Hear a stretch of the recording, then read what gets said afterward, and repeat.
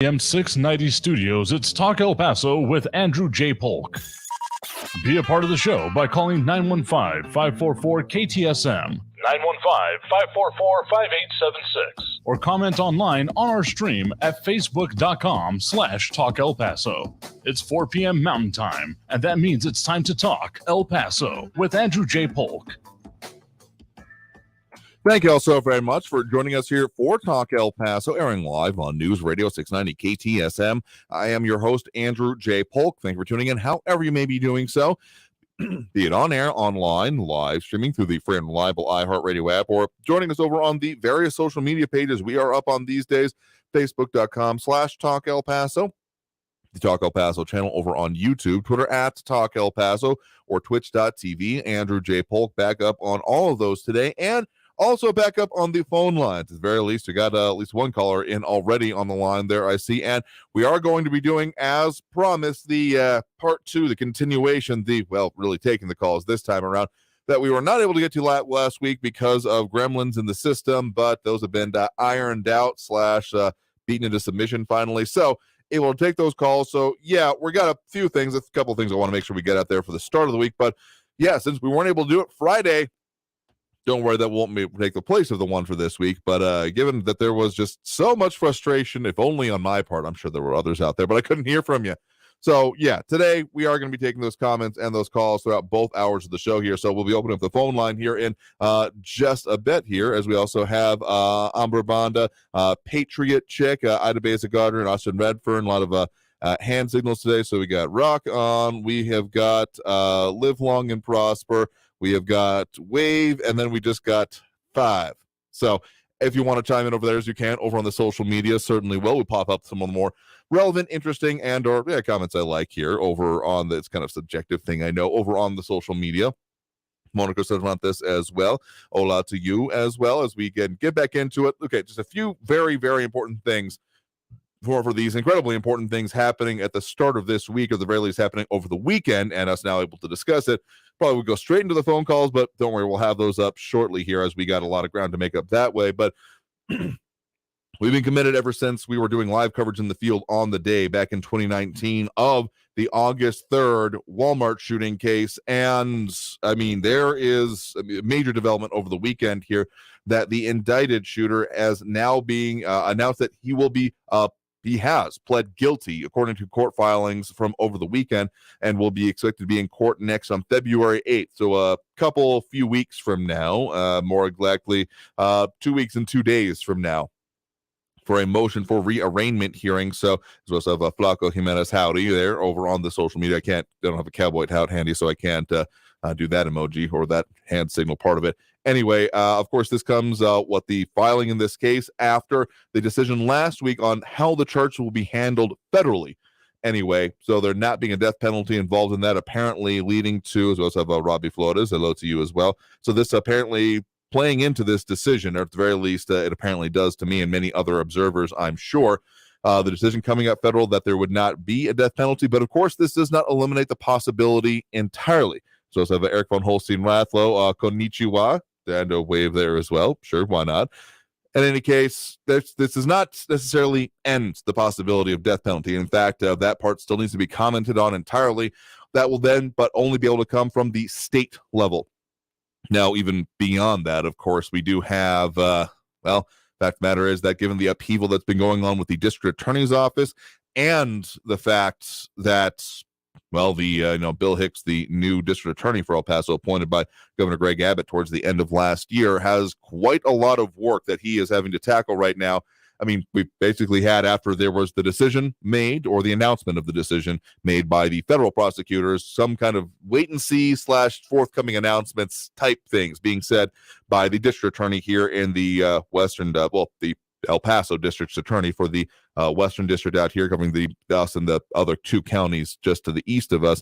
So us in Redfern asking, wonder if the Walmart shooter can get off death row if he pleads insanity. Well, okay. At the moment now, there is no death row involved. There's the potential of the seeking of it from the state level, but he has now pled guilty, according to court filings, to the federal charges, which do include many charges of, murder, capital murder, and those kind of things. I mean, the exact, you can see the exact court documents, the filings over there from our news partners at KFOX 14, the 4 or so pages of it, including the calling for the motion for rearrangement, which we'll be seeing there coming up on the 8th. So, I mean, of course, the charge that has been facing federally do not include the death penalty. As we also have Bernadette Bandicole joining us over on the social media. Happy Monday to you as well. But that's, again, there are still more balls in this court, so to speak. This isn't just a single-dimensional game, so to speak, because we've got, again, the state-level penalties to be decided on what will be sought by, but that will be probably forthcoming, but maybe not immediately.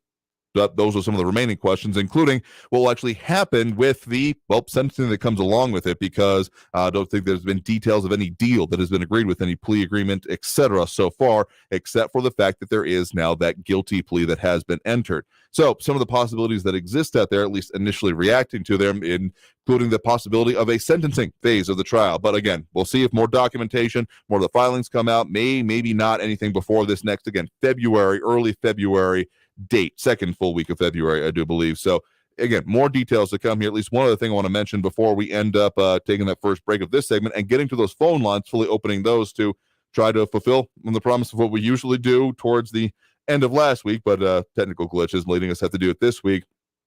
There have been some of the funeral and even lying in tribute services and lying in state announcements made for, again, now late El Paso Chief of Police Greg Allen, that is going to be at the Judson F. Williams Convention Center, the main downtown convention center. They are going to be holding a tribute event on this Thursday, January 26th.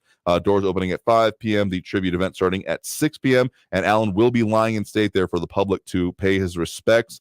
Will include guest speakers from 6 to 7 p.m. and opportunity for members of the community to offer handwritten or electronic condolences to Chief Allen's family, and then funeral services will be held Friday, January 27th. Doors open at 10 a.m., the funeral at 11 a.m. at the Abundant Living Faith Center on 1000 Valley Crest Drive. So those are just a couple of important things to mention at the start of this week, though of course is always worth mentioning. We got some pretty interesting weather situations expected a little bit later this week. More specifically, if you've been out on the roads and the highways at all today, may have noticed those 5 lines starting to appear in some of the main traffic lanes. That's the weather pre-treatment, the freezing stuff that has also been up on the signs there saying that weather treatment operations. And in fact, I forget the exact phrase they're using for it, but that's what that means. Anytime you see that on the roads, even if you haven't heard it from me or from any of the signs here, it means we're expecting very cold, wintry, and or freezing weather, or some combination therein. So stay safe out there, because we got that coming in later today, but we'll have more on that from our news partners at KFOX 14. Just a important thing to mention. So we're going to go ahead and take that first break of this hour right now. Coming out of this, we are going to go ahead and open up those phone lines. Yes, way earlier than we would usually do on a Monday, but given the fact that I personally was very frustrated by last week and us right at the start of the show. Like, seriously, we had a couple people call in and then everything went kaput because someone kicked a cable somewhere and it wasn't in this damn building. I can tell you that much. But we're going to be taking those phone calls throughout this show as a, kind of a mea culpa. At the very least, I'm involved in it. So, buck stops here kind of mentality. But let's go ahead and take that break and get more calls on the line here. So if you want to get on the line, if you're there, stay there. You want to get on that line, that number to call, as always, 915-544-5876, 915-544-KTSM. Back after this break with more Talk El Paso here on News Radio 690 KTSM. Stay tuned.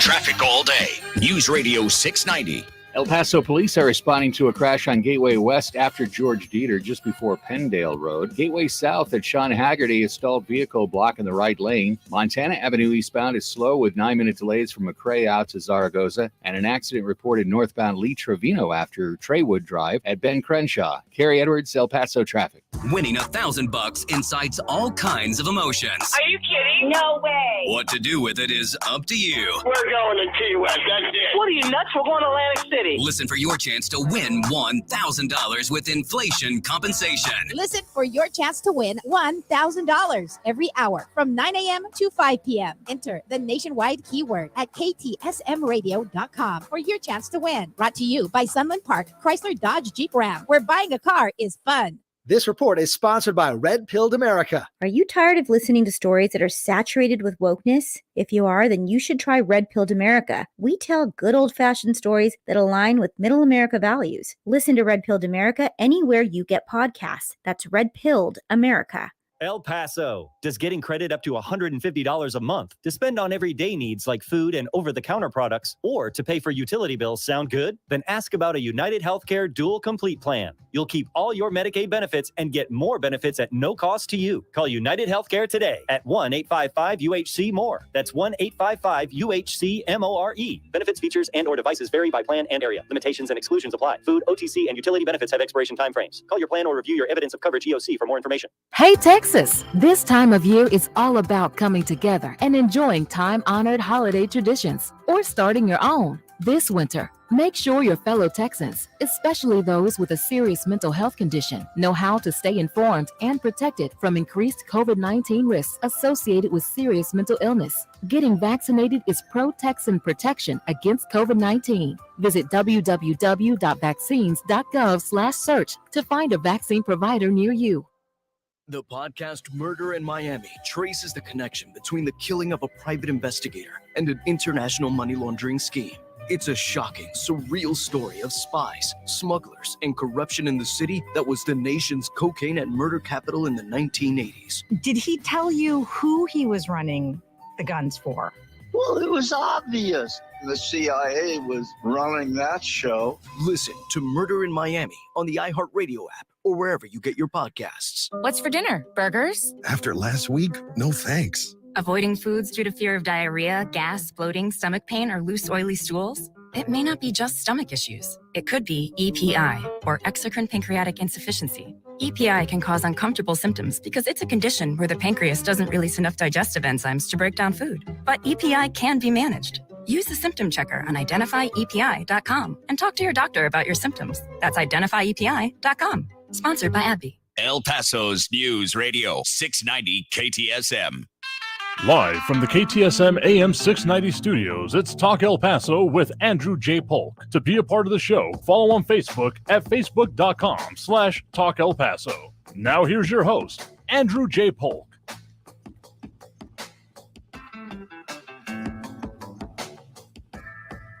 Thank you all so very much for joining us here for Talk El Paso, airing live on News Radio 690 KTSM. I am your host, Andrew J. Polk. Thank you very much for tuning in, however you may be doing so, be it on air, online, live streaming through the free and reliable iHeartRadio app, or joining us over on the various social media pages, Facebook, YouTube, Twitter, and Twitch, either under Talk El Paso or Andrew J. Polk. A lot of stuff we're talking about here today, a few major topics that we already brought up, but as we are trying to make up for lost time here, we are going to be primarily taking calls throughout the rest of the day here today, and of course the comments as well. A lot of people tuning in, chiming in, including those dropping those likes and reacts: James Ratcliffe, James Holmes, Bernadette Pandacol, Rocco Jimenez, Ida Beza Gardner, Robbie Flores, and Monica Cervantes, and James Ratcliffe going off the baked in I think it's Japanese we're talking about here. I've not really studied either Chinese or Japanese, so if I'm mistaking that, but I do believe James Ratcliffe doing an interesting version of Ohio Gozaimasu, putting it out in a, well, if you're not putting it in kanji, I guess things get a little bit weird. But then also John Brazelton saying, if it actually snows tonight or overnight, it will have snowed here in El Paso more than my brother's who lives in Missouri. Interesting. Ed Clore putting it in an interesting perspective there as well, that Midtown webcam shows it snowing pretty good in Ruidoso. I mean, we do have the whole weathercast. Again, if you haven't already been checking over with our news partners at KFOX 14, we've got those weather updates that are going to be coming on our air as of this hour and, of course, across the rest of our airwaves. But, I mean, we got some expectations of changing conditions, so not quite a batten down the hatches. I mean, we don't really do the whole, oh, my God, everyone bought all the milk and bread off the shelves thing, so don't go do that. That's not me telling you to. I'm saying I'm proud that we don't, for the most part, at least not that I've noticed. Anyway, yeah, we might be seeing a little bit more inclement weather, definitely changes coming to it, so just stay safe out there. I mean, whenever they see them treating the roads the way that they do, that's a hint that, yeah, we got some big changes coming here. But as we did have our own personal kerfuffle, yes, I'm using that phrase, when it comes to the phone lines last week, we're going to do our best to make good on that here at the start of this week. No, this doesn't mean we won't have other call intensive segments later on in the week, but we're definitely doing that for today. So we got that phone line up and open, a bunch of people on the line there. So let's go ahead and dive right into it. Phone lines are full right now, but keep the number in mind, 915-544-5876, 544-KTSM. We do have Andrew on the west side here with us right now. Andrew, thanks for joining us. Yes, thank you. As Greg Fryermuth used to say, the fastest 2 hours in talk radio. Yeah, that sounds about right here, and particularly faster when we're both trying to keep a show together and wonder what the hell is going on in the back end here. There's only so much you can do from in front of the microphone, so I appreciate the time and patience and to have you back on here today. Righto. Anyway, over the weekend, more documents were found in Joe Biden's residence. This time, the FBI found them.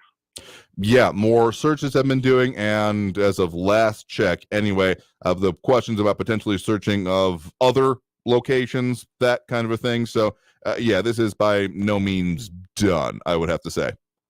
No, but they did not do the early morning search warrant or anything like that because, you know, Andrew, we have a two-tier justice system. I mean, there is the whole current sitting president kind of thing here. So as much as, yes, independent of the judicial branch, but also of the justice system, more specifically in, the Department of Justice. I mean, that was both a statement and figure during the previous administration. The head of the Department of Justice, the Attorney General, is appointed by the president. So I'm just saying there's a little bit of culpability. So I wouldn't be surprised if they're treating this at the very least with kid gloves. Correct. And Andrew, this you cannot be this incompetent. You just cannot. This is deliberate stuff.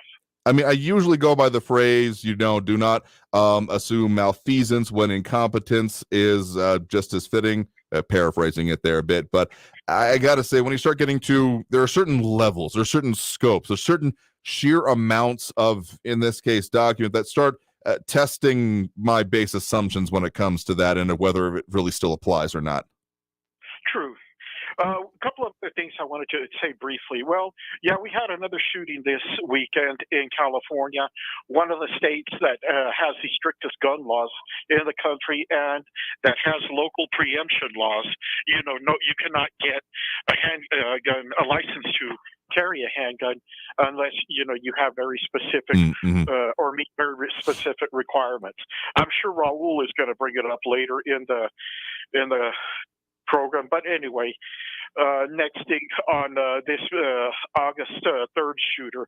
Well, if he winds up in ADX Florence, he's probably going to wish that there was the federal death penalty in place.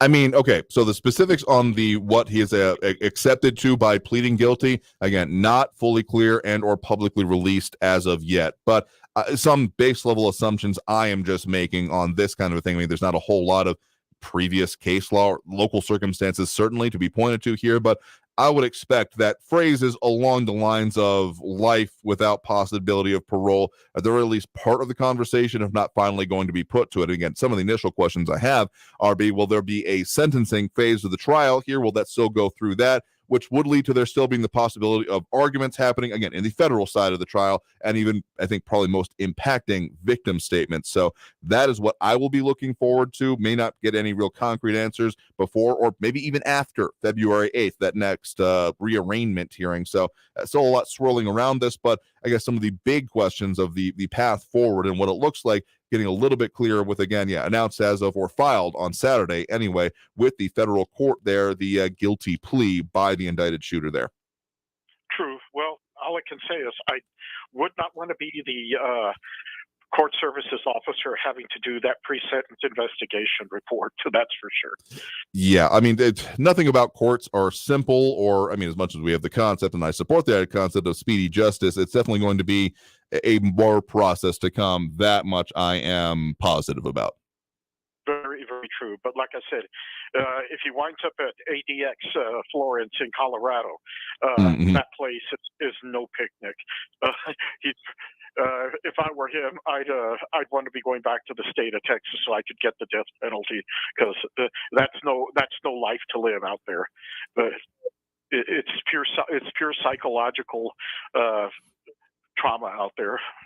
I mean, I have no experience with that way besides what I'm able to see, in documentaries and such. I'll take your word for it on that one here. One related question that did come up, Eric von Holstein-Rathlau asking or saying in part that Merrick Garland did away with the death penalty at the federal level. If the Walmart shooter is sentenced to death in the great state of Texas, can the federal government step in and override it? So a couple of assumptions there. One is that, Merrick Garland hasn't done away with it. He's basically saying that they will not pursue cases with it, but there has been no new laws saying that you're not allowed to do the death penalty or anything like that. There's been court cases, particularly Supreme Court cases over the years that have kind of been going towards that, calling capital punishment, cruel and unusual punishment. But for the moment here, and not part of the powers that Merrick Garland as Attorney General has, the states are still able to move forward with it. Now, there are other logistical questions, say, for those states that have been using lethal injections, about the availability, supply, purity, efficacy, etc., of the drugs that they were using to do that. So,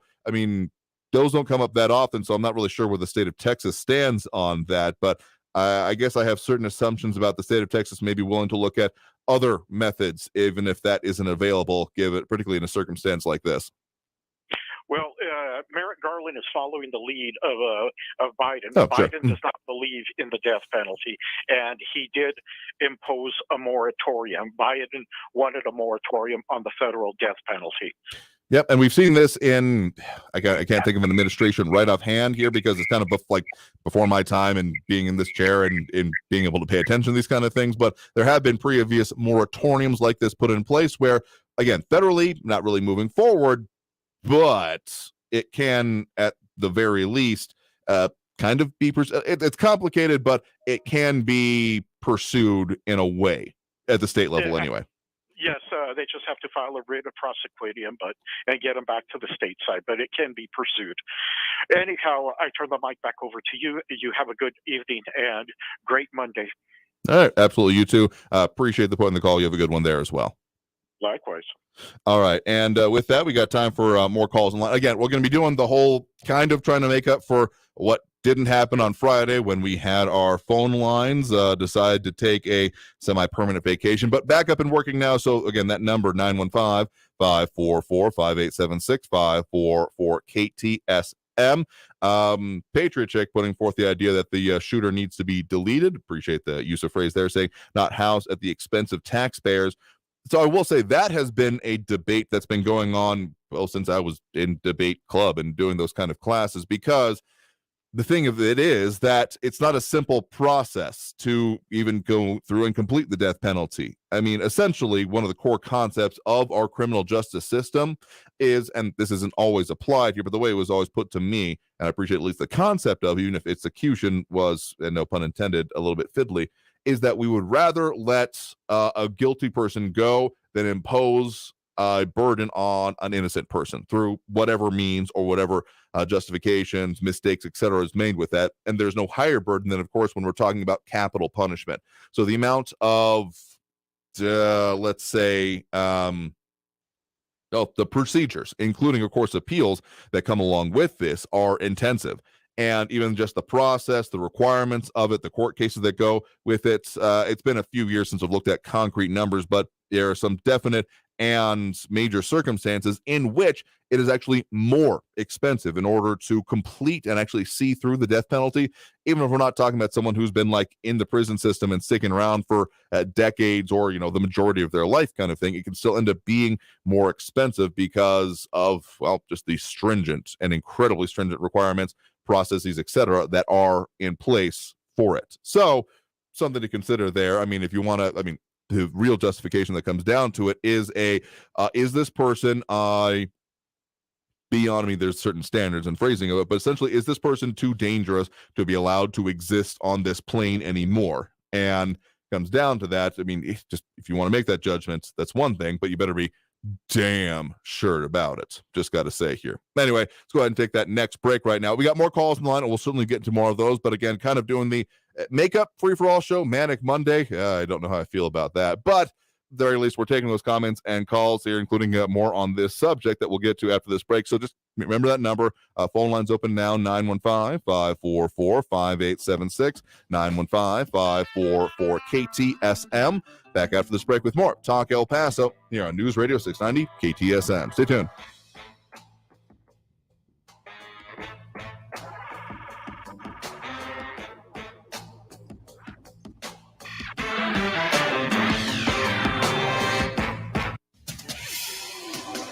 El Paso's News Radio 690 KTSM. Hello, this is Erica Castillo with this KFOX 14 News Update. The man accused in the mass murders of 23 people at the Cielo Vista Walmart in 2019 will plead guilty to federal charges. Patrick Crucius will enter the plea at a new arraignment on February 8th. Last week, federal prosecutors announced they will not seek the death penalty. Crucius could still face a death penalty if convicted on a state capital murder charge. El Paso police are investigating a shooting in Far East El Paso early this morning. Police reportedly discovered bullet casings in the parking lot of the Sunfire Village Plaza. The shooting reportedly happened at a bar, and someone was taken to a hospital with serious injuries. Our news crews report officers going in and out of the Showtime bar. And an El Paso water employee was rescued after falling into a large water tank this morning. The water tank was empty. The report around 10 o'clock indicated the man, believed to be in his 50s, fell into the tank in the 4100 block of Delta near Boone Street. Rescuers used a pulley system to get him out, and he is in stable condition in the hospital. I'm Erica Castillo with this KFOX 14 News Update.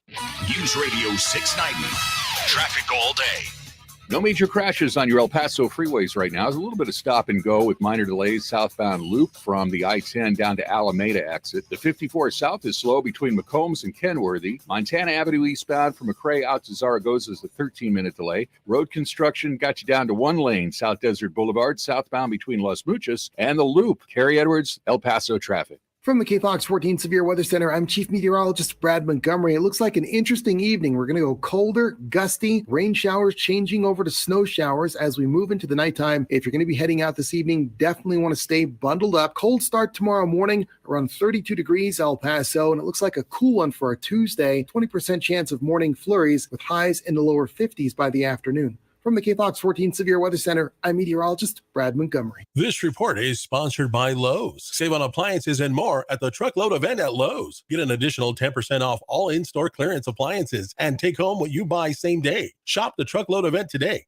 Exclusions apply while supplies last. Selection varies by location. See Lowe's.com for details. Valid 1/5 to 2/8. Attend the El Paso Gun Show this weekend, January 28th and 29th at the Forum Ballroom, 3800 Maddox, El Paso, Texas. See dealers selling the finest in modern guns, custom knives, ammo, scopes, rifles, shotguns, and much more. Buy, sell, and trade at the El Paso Gun Show this weekend, January 28th and 29th at the Forum Ballroom, 3800 Maddox, El Paso, Texas. Get $2 off admission. For more information, go to azgunradio.com.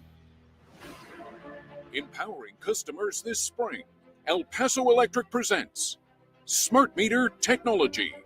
Coming soon to your home or business in 2023. Smart meters will transform the way you use energy. Get ready to take control of your energy bill. Get ready for state-of-the-art smart. Get ready at epelectric.com/smart meters. That's epelectric.com/smart meters. Coming up on the Ben Ferguson podcast, Hunter Biden, while addicted to drugs, hooking up with prostitutes, was living in Daddy's house where the classified documents were being stored. So were the Chinese visiting him? I'll explain exactly who may have been in that house. Download the Ben Ferguson podcast now. This report is sponsored by the Ben Ferguson podcast. There won't be much substance on your news feed until you add us. Just like us or click on the link at kcsmradio.com. Next Thursday, you will be caught in an extreme flash flood. Disasters don't plan ahead, but you can. Talk to your loved ones about making an emergency plan. Get started today at ready.gov/plan. Brought to you by FEMA and the Ad Council. News Radio 690 KTSM. Live from the KTSM AM 690 studios, it's Talk El Paso with Andrew J. Polk. To be a part of the show, call 915-544-KTSM or follow on Facebook at facebook.com/Talk El Paso. Now here's your host, Andrew J. Polk. Thank you all so very much for joining us here for Talk El Paso, airing live on News Radio 690 KTSM. I'm your host, Andrew J. Polk. Thank you for tuning in, however you may be doing so, be it on air, online, live streaming through the free and reliable iHeartRadio app, or joining us over on the various other social media pages that we are on these days, Facebook.com/Talk El Paso, the Talk El Paso channel over on YouTube, Twitter at Talk El Paso, or Twitch.tv, Andrew J. Polk. A lot of comments coming in over there, actually, here. A lot of people tuning in, chiming in, adding their 2 cents, including a Patriot Chick over on the YouTube, and various comments about particularly the Walmart August 3rd case, and other comments coming in that we'll talk about there, including Amber Banda saying that the cost of the death penalty is money well spent. Being said there, and Eric von Holstein-Rathlow saying that Garland can't pass laws making the death penalty illegal. It's his policy that does away with it. As far as how much it costs to carry out the death penalty, since when does our government concern itself with costs here? I'm not saying that was a justification. It's just that's an argument going back to, the 90s or earlier, when I became aware of it anyway, then began debating part of it myself, and mostly tournaments and things like that. But you do have a point there. I will concede about that. Costs, I mean, what's the whole cost for a toilet seat versus the needle? I mean, there's a whole lot of, okay, this is where we care. This is where we're going to pinch the pennies kind of thing here. I'm just saying, if you're going to have this argument, this discussion about what's the merits and how do we want to go about it, just know that I'm always pretty much in favor of knowing the facts there. As Bernadette Bandicle also chiming in there. So we are, of course, taking those phone calls, making up or trying to cover lost ground that we had from the kerfuffle and mild snafu with our phone lines last week. They're up and available. So if you want to call in, we, of course, have that number up top of the screen there. But for those needing to hear it, 915-544-5876, 544-KTSM. Let's go right back into it here as we have Barbara on the west side with us right now. Barbara, thanks for joining us. Hi, Andrew. Thank you for taking my call. Sure thing. What's on your mind? I wanted to make a few comments regarding Biden and Trump. Mm-hmm. Everybody is focused on the difference between the two of them and having the documents in their possession. Well, the biggest difference is, as a senator, Biden had no authority, no right, nor as a vice president, to declassify and remove any documents from the White House. Mm-hmm. And then to top it off, take it to Penn Center, and they say there may be some at University of Delaware and his residence at Wilmington, and they're going to think about Rehoboth. And today in the news, they were saying that some of these documents actually first went to Chinatown. So it's like, who moved them to Chinatown? Who saw them in Chinatown? Who moved them from Chinatown to the other locations that they're now at? In addition to that, they're saying that the individual who passed the boxes was someone that Hunter had referred to the president, and her name was Kathy Chung, and that she was Chinese. So there's a lot of stuff going out there. But the biggest difference I see is one had the authority to classify and the other one didn't. Anything after the declassification is not something that the court's going to consider, because you basically stole documents you weren't entitled to. And another thing I wanted to, and if they want to talk about similarities or differences, they should talk about the similarities between Hunter and Joe Biden. If you recall, when when the DOJ started ramping up on Joe Biden, one of the top attorneys at the DOJ's office quit his job, and he went to go work at the law firm who is representing Hunter Biden against the DOJ. Now, if anybody, whether you're in your right mind or not, if you believe that this attorney who left the DOJ to work in a law firm that is representing Hunter on these charges is not going to participate or divulge what he learned at the DOJ, we're just nuts. We just don't want to hear the truth. We've just closed our ears. And the other thing the other similarity to Hunter is Joe Biden. Senior counsel at the White House, which is a carryover from the Obama administration, shortly before they revealed the documents in Biden's possession, she left the White House, and she is working at the law firm that's representing Joe Biden. So here you have top-level officials, one at the DOJ and one at the White House, both going to law firms representing the two separate individuals. Fair and equal justice? Never. So I think we need to really follow this closely, because there's just a lot of favoritism towards President Biden and trying to keep Hunter from sinking the family. I mean, they say that these documents, how long has President Biden been out of the office? 14 years since he's been a senator? So what has he been doing with 14 years of documents? And then he hasn't been vice president for 2 years, and nobody declassified these documents for him. So I think there's a lot more going on here than meets the eye. In addition to that, Hunter Biden documented in his tax returns that he paid rent, approximately $50,000 a month in rent. Yet President Biden's income taxes show he got $17,000. And then there's other documents saying that money that Hunter was paying was actually being paid, I don't know if it was to the University Penn Center, but the same amount that Biden got was the same amount that was being paid from the Chinese to another organization. So there's a lot going on here. And we really, really need to pay attention, because this boils down, bottom line, to our sovereignty and whether or not this president is compromised to the Chinese government and others, because he had information that was from Ukraine, and we know what happened in Ukraine. We know Burisma, and there's just a lot of information out there that we need to keep, in my opinion, we need to keep track and stay aware. Okay. Thank you. Yeah, sure thing. I mean, yeah, the amount of documents we're talking about here, the scope that goes into it. Yeah, it is undeniably the power of a sitting president to declassify documents. Now, whether that comes without reservations or reasonable, maybe not restrictions, but reasonable interpretations of what that means. Yeah, if any sitting president were to go through and say, oh, by the way, I'm declassifying all of our nuclear launch codes because I want to, we would have follow-up questions. So there would be, if not functional, definitely well-perceived limits on that here.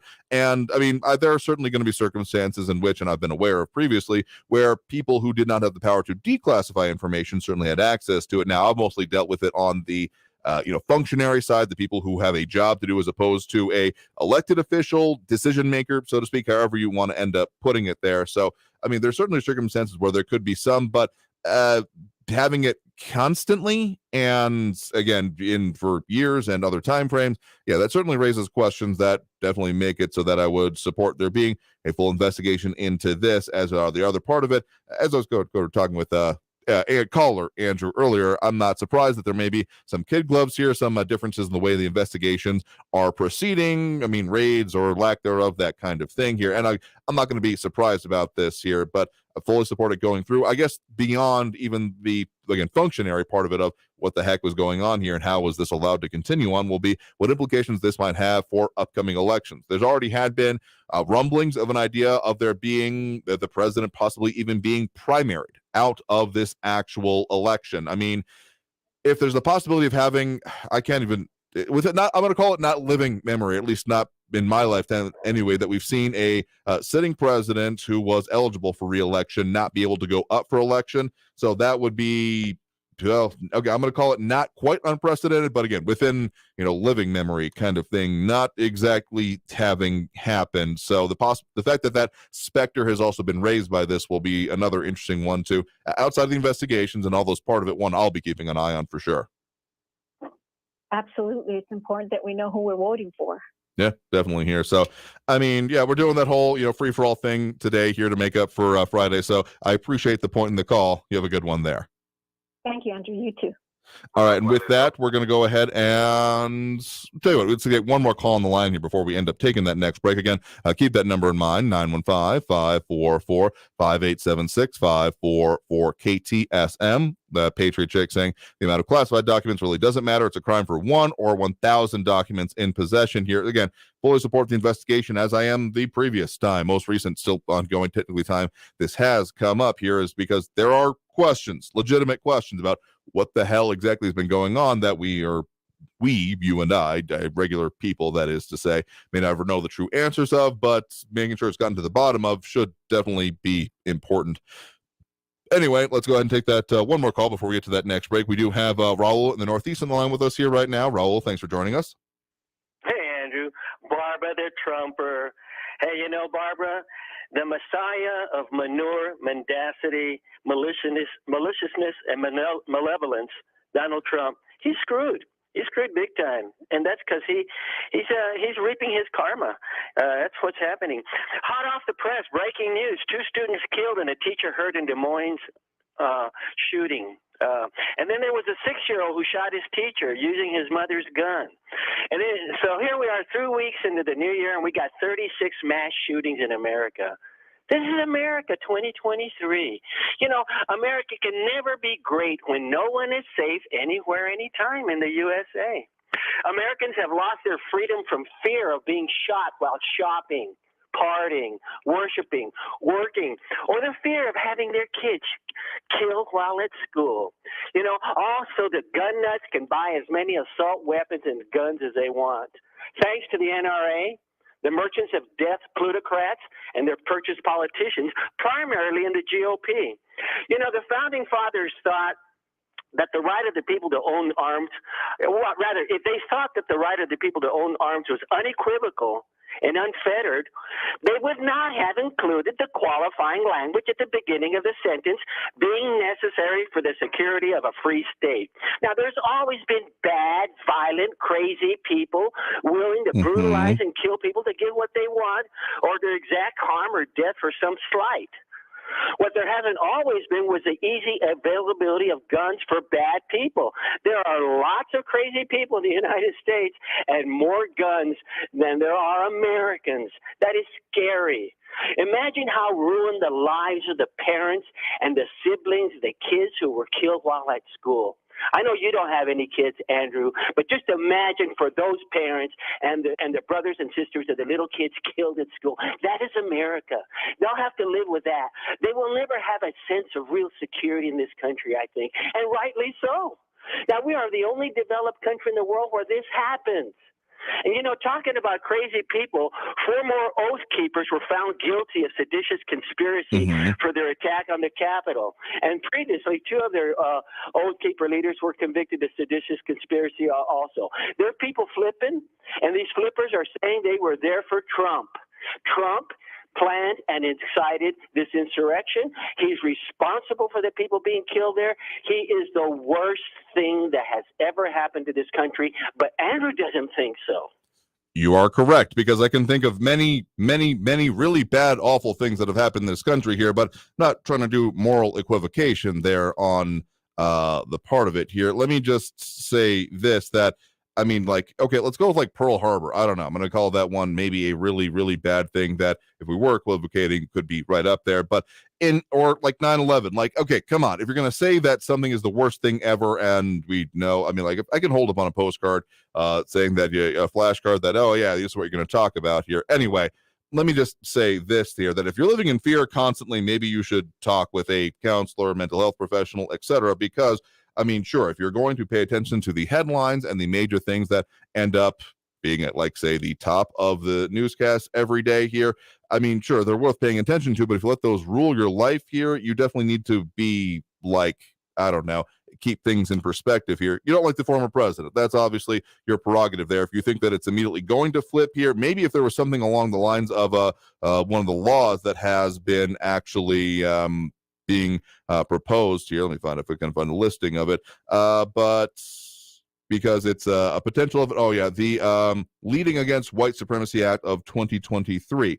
The one I do believe has been proposed by, is it Sheila Jackson Lee of Texas? Yes. That has been proposed there. It doesn't look like it will have much possibility coming in to this, given the Republican control of the House, among other things, because it could potentially impact posters, people who are like posting things online, if it can be thought to have supporting. I mean, there's always been the whole fighting words standard, as noted by our news partners over at KFOX 14, the 1942 Supreme Court case, Chaplinsky versus New Hampshire, saying the First Amendment does not protect fighting words, and that further noting the courts have generally ruled that the First Amendment protects speech only if it, quote, causes emotional injury, which is, I mean, yeah, you can, sticks and stones kind of thing, but words can never hurt me, I guess, kind of the standard here, but there's a lot more to it than just the nursery rhyme.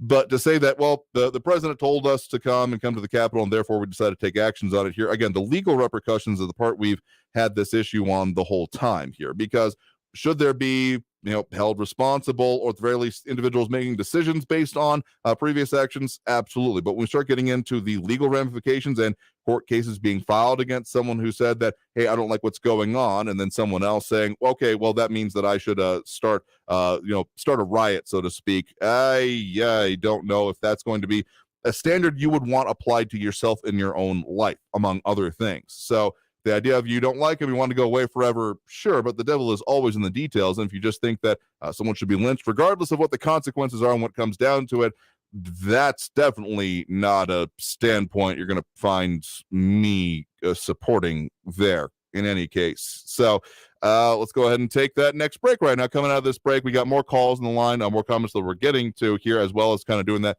whole fill in for the we had the show that we're able to take calls on Friday. Back up and working here as you all are hearing. So stay tuned for more Talk El Paso after this break. Again, keep that number in line, 915-544-KTSM, 915-544-KTSM.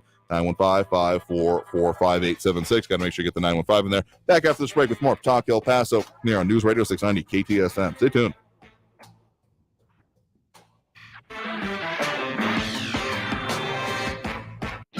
Traffic all day.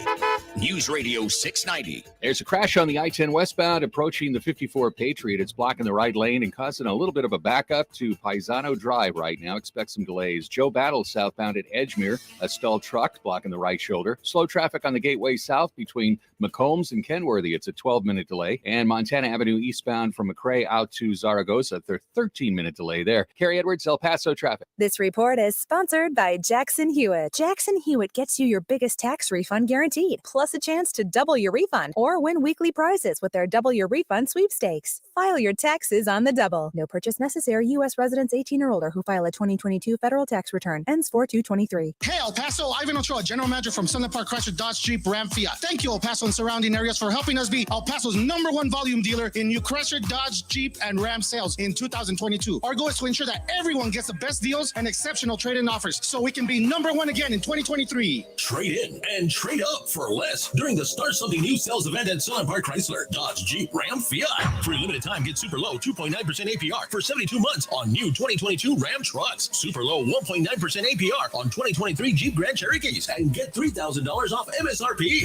Plus, we have a huge selection of new Dodge Chargers and certified pre-owned vehicles with the best prices in town. Worried about your trade or credit? Don't sweat it. Our lenders will push to approve your credit, even if your credit is less than perfect. Trade in and trade up for less at Sunland Park Chrysler, Dodge, Jeep, Ram, Fiat. Where buying a car is fun at I-10 at Sunland Park Drive or online at sunlandparkdodge.com. Estamos en tu esquina, El Paso. El Paso strong. Includes factory rebate and dealer discount plus TTNL. 2.9% APR is $15.15 per thousand finance. All select vehicles with approved credit. Offers not combined. Attention business owners. Stop throwing your hard-earned money away on rent. Imagine owning your own building and saving thousands every year. Sound impossible? Not if you use General Steel. General Steel can help you save thousands by owning your own custom-designed building. Just call 866-62-STEEL or visit getgeneralsteel.com to see how much money you can save with General Steel. Our buildings come with a 50-year warranty, and thousands of companies, from Fortune 500 corporations to startups, have trusted the General with their building needs. If you need to expand or start a new business, you really need General Steel. I'm very impressed with General Steel. Everyone's been extremely helpful. I'd recommend General Steel to anyone looking to build a steel building. Stop wasting money on rent. Call 866-62-STEEL. That's 866-62-STEEL. Or visit getgeneralsteel.com to find out about all our popular quick construction kits, including a 40 by 60 foot building or a 50 by 100 clear span building. Just call 866-627-8335 now or getgeneralsteel.com. Hey Texas, did you know that individuals living with serious mental illness are more susceptible to severe COVID-19? Visit covidvaccine.texas.gov for vaccination resources to help reduce the risk and keep yourself and your fellow Texans informed and protected this holiday season. Stay healthy, Texas. Are you tired of listening to stories that are saturated with wokeness? If you are, then you should try Red Pilled America. We tell good old-fashioned stories that align with middle America values. Listen to Red Pilled America anywhere you get podcasts. That's Red Pilled America. News Radio 690 KTSM El Paso. Live from the KTSM AM 690 studios, it's Talk El Paso with Andrew J. Polk. To be a part of the show, call 915-544-KTSM or follow on Facebook at facebook.com/Talk El Paso. Now here's your host, Andrew J. Polk. Thank you all so very much for joining us here for Talk El Paso, airing live on News Radio 690 KTSM. I am your host, Andrew J. Polk.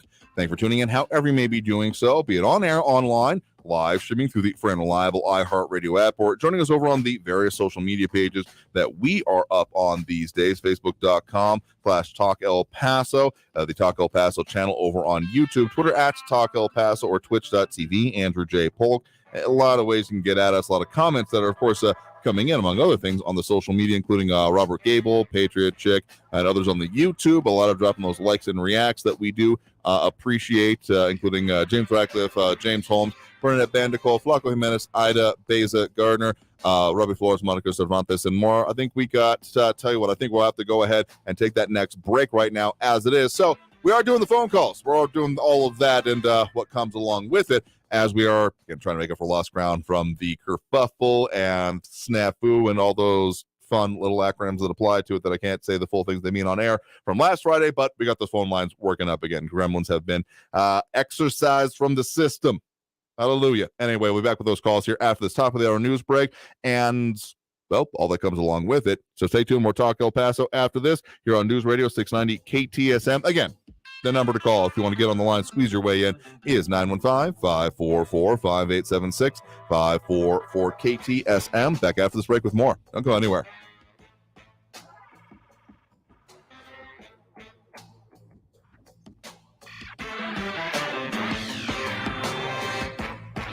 Traffic all day.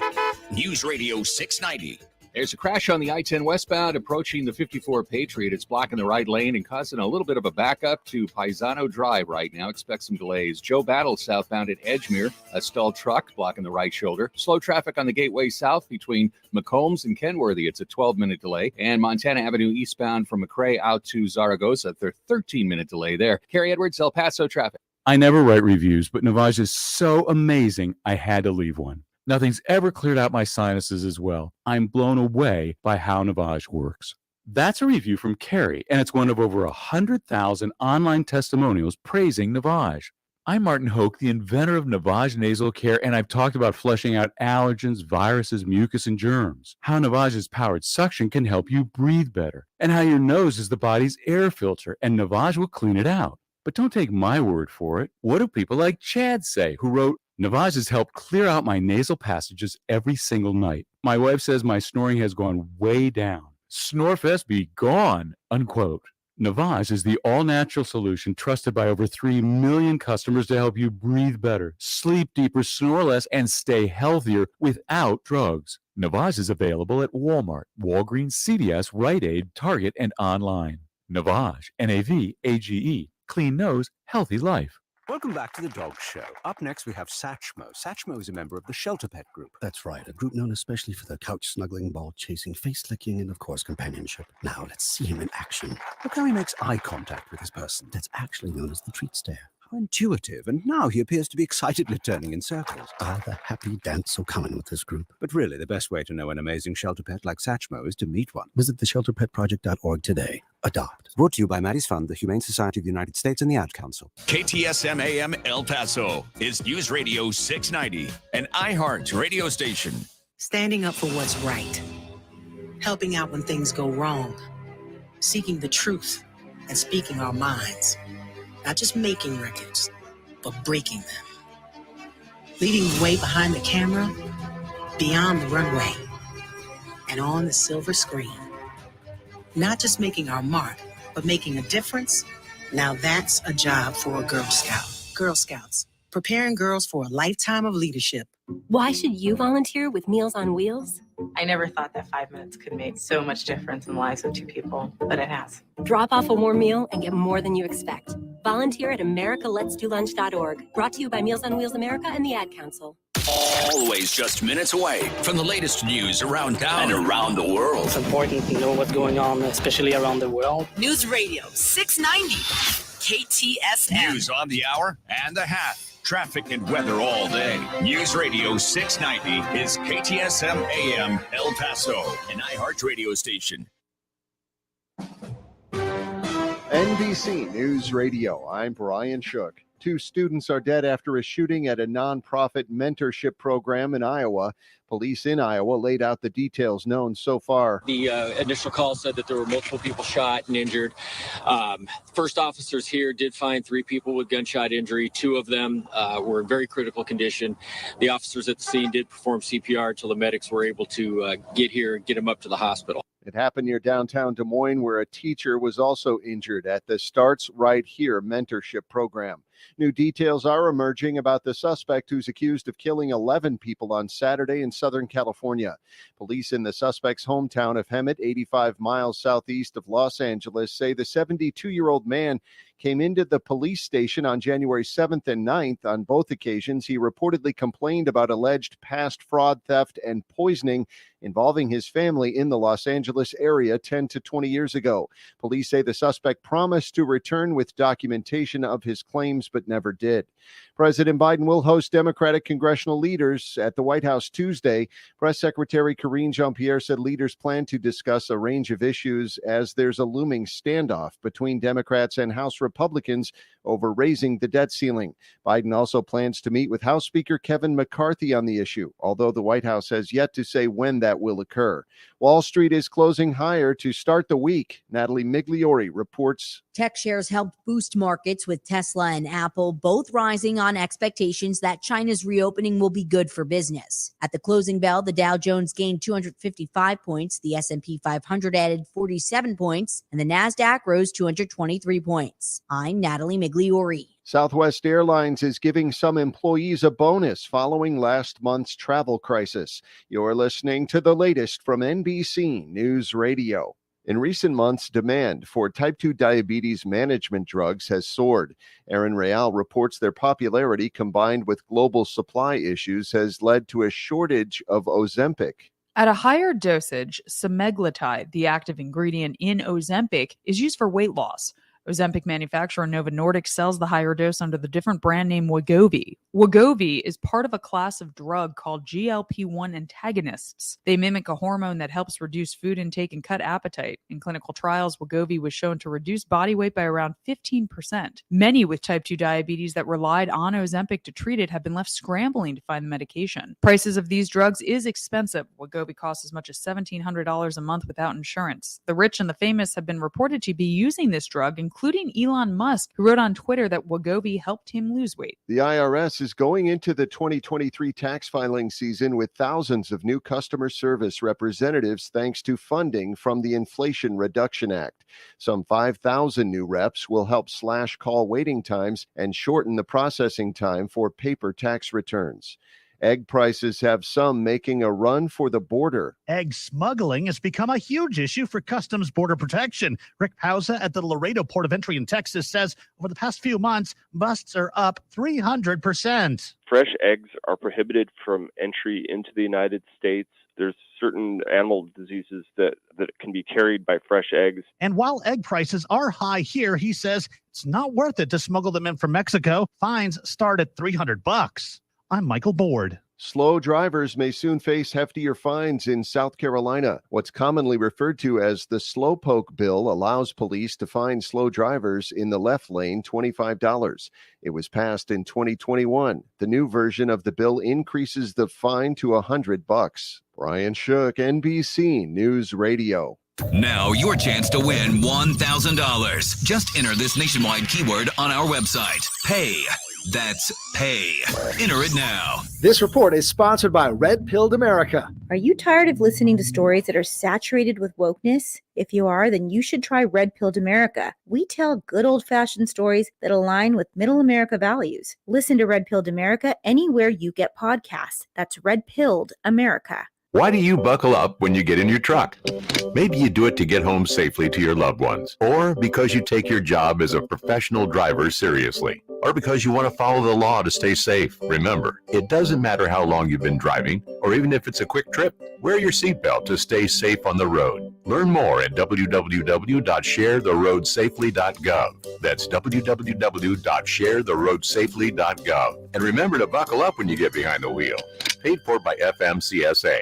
And now for today's Roblox winter weather alert. iHeartland on Roblox has been walloped by a winter snowstorm. It is a winter wonderland. You can now ice skate at State Farm Park. In State Farm Neighborhood, you can compete in snowball fights, grab a hot cocoa and cookies, and more. There's also special events from your favorite artists and podcasters all month, along with scavenger hunts, exclusive content, and unique items. So enjoy the festive winter weather at iHeartland on Roblox. Head to iHeartRadio.com/iHeartland today.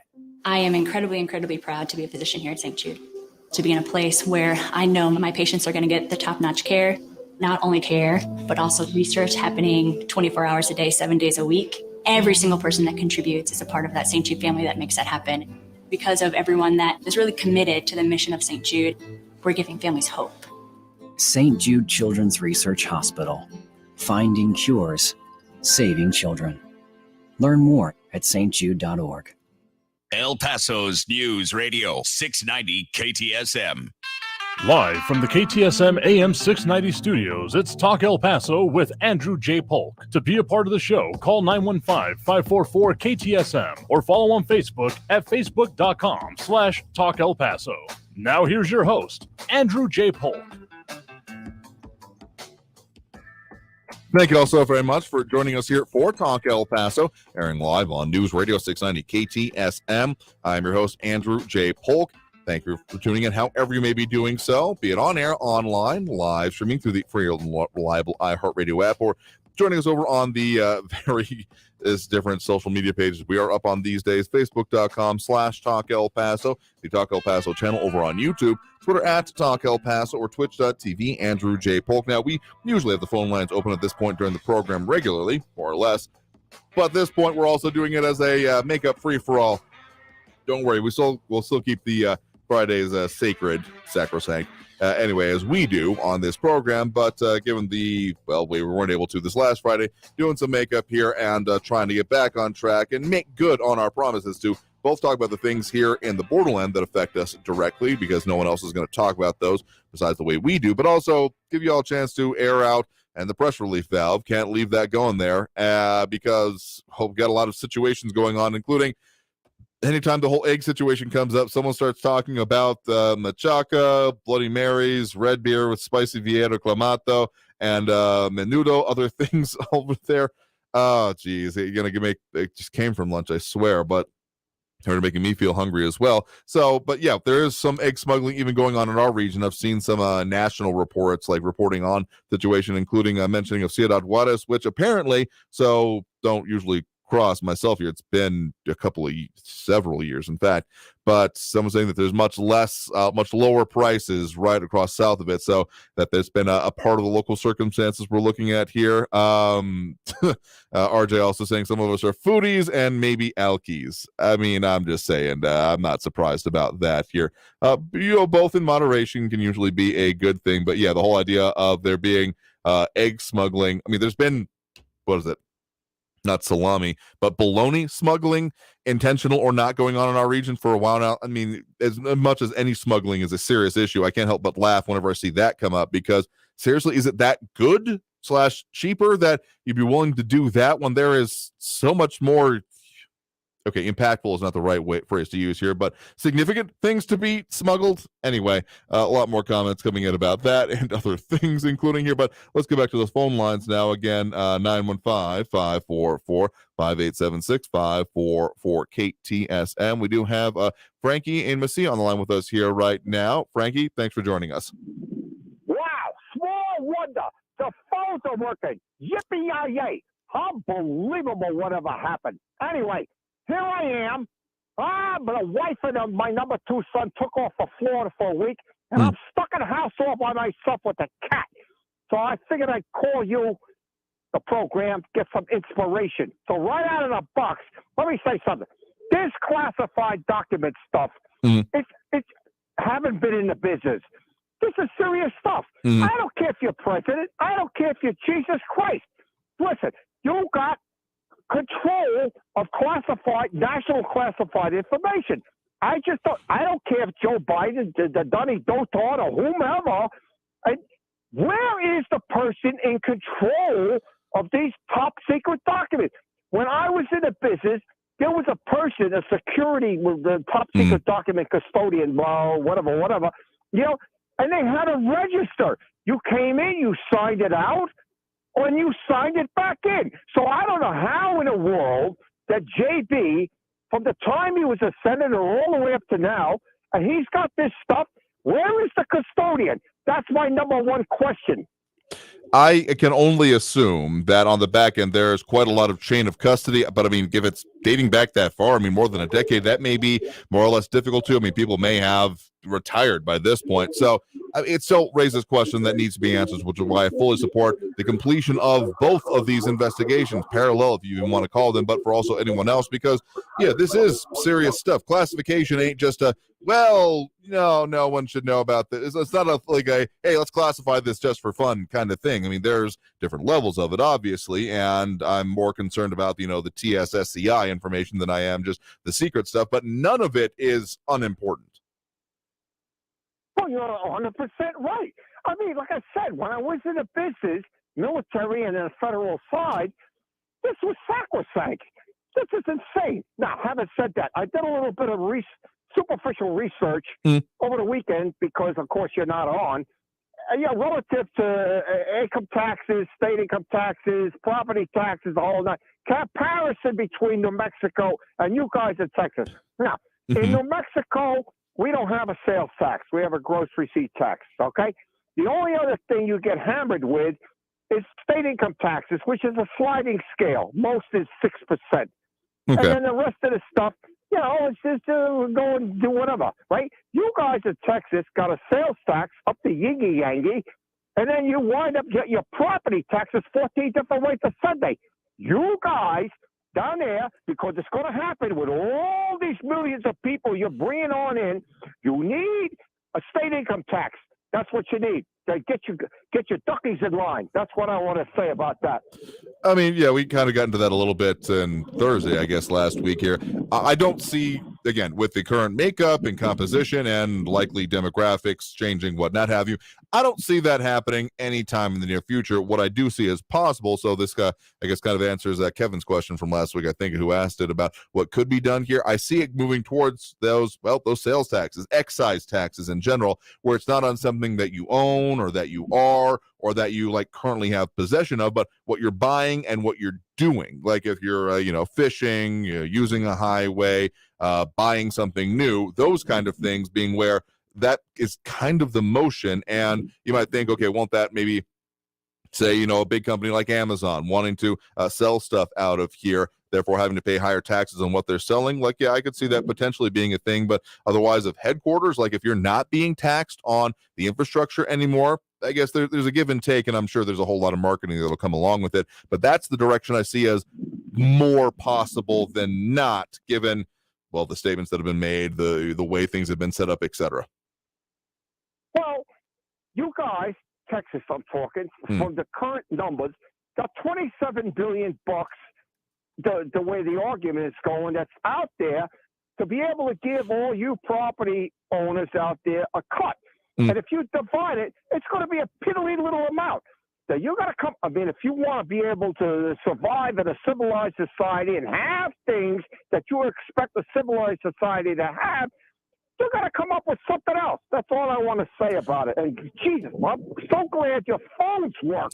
You and me both, because that was not what we were expecting for last Friday. So very happy that whatever broke loose got fixed here for today, and we'll definitely be doing that here the rest of the week. Have a good one, Andrew. All right, sure thing. Thanks for the point in the call. You have a good one there as well. Right.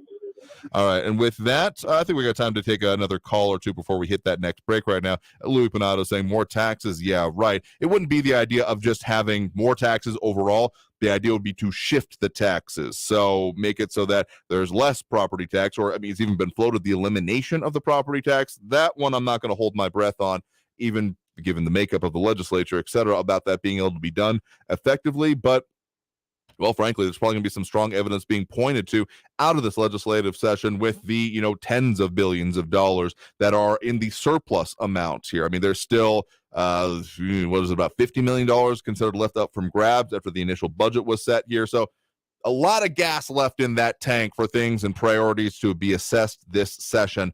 And I could see that as being an argument further towards it. So, yeah, TBD. But again, that's if there was a direction to be moved into, that would be the one I would think would be more palatable.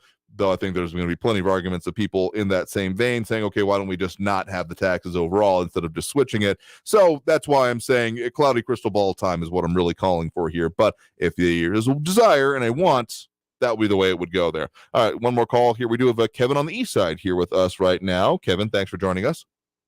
Thank you, Andrew. I have a question about the classified documents that are found in Joe Biden's various locations of his house or wherever. And I would like to know, I haven't heard this on the news. I keep hearing things like more documents were found in the garage, more documents were found in another home, and these documents are now being investigated by the FBI. Okay, wait a minute. Who found these documents? I don't think it was Biden snooping around his own house, picking up a top secret document and saying to himself, wow, look at this. I got top secret documents. I shouldn't have these. I'm going to turn them over to the FBI. I don't think that's the case. What I'm trying to find out, and the news stories don't give me this information, how did all of this start? Do you know, Andrew?